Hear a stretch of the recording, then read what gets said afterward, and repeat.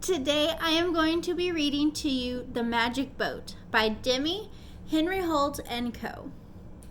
A little boy named Chang, a name which means honest, lived with his mother and a white cat.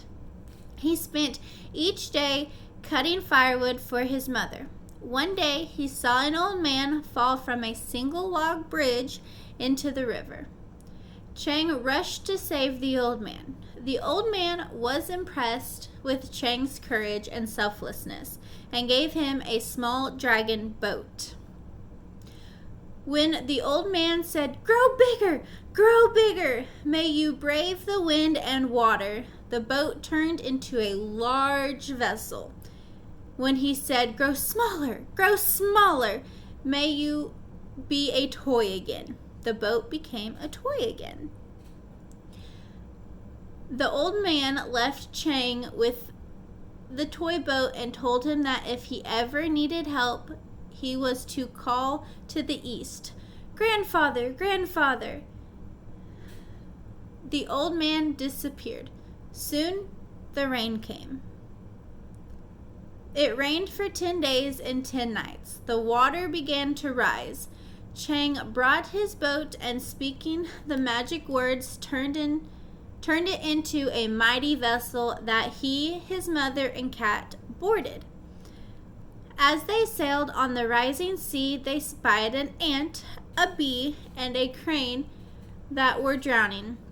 They rescued each of them, and once aboard the boat, they began to help row and steer the boat.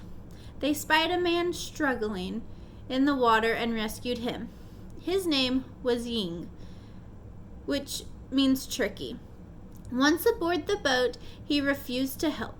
He stretched out on the deck and gave orders to others. Once the rain stopped, the water receded.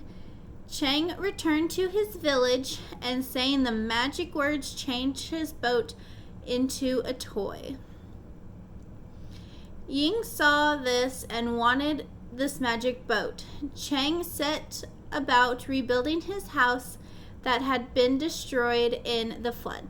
His mother, the cat, and the other animals they rescued helped Chang. Ying did nothing but give orders. One day he suggested that Chang give him the magic boat so he could take it to the emperor, who would give a lot of money for the boat.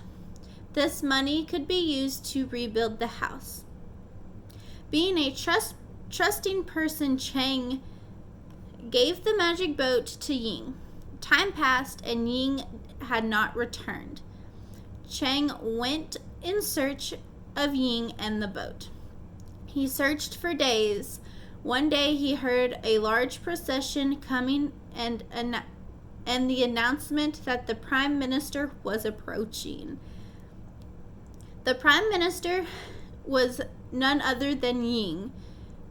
Chang was furious at Ying for stealing his boat, and Ying was fearful of Chang, knowing he had cheated him.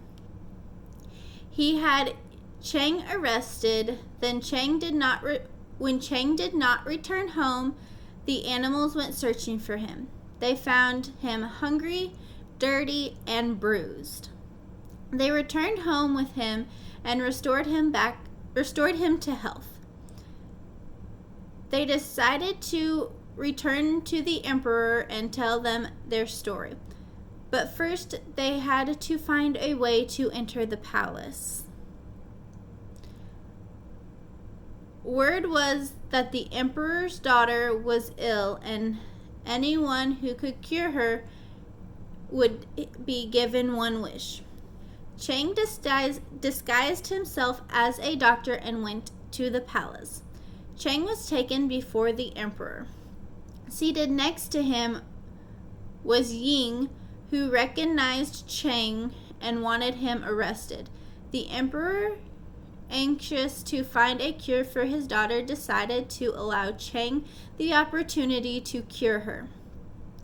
Chang pulled out his little red bag of magic medicine and cured her.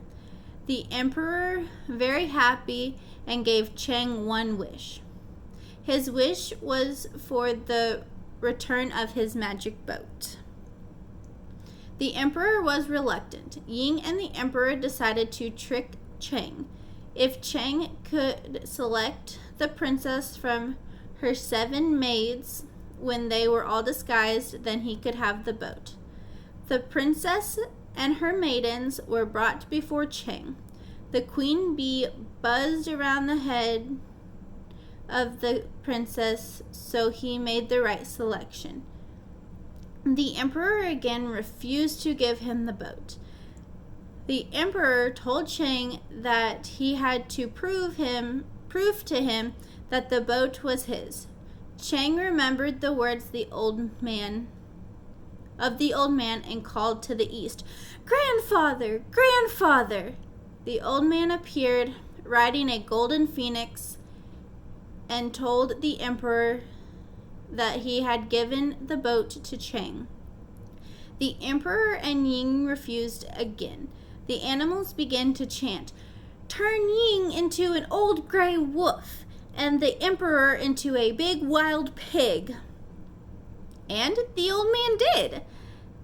Chang retrieved his boat and returned home with his friends. He used the boat to help others in time of need and to bring joy in times of peace.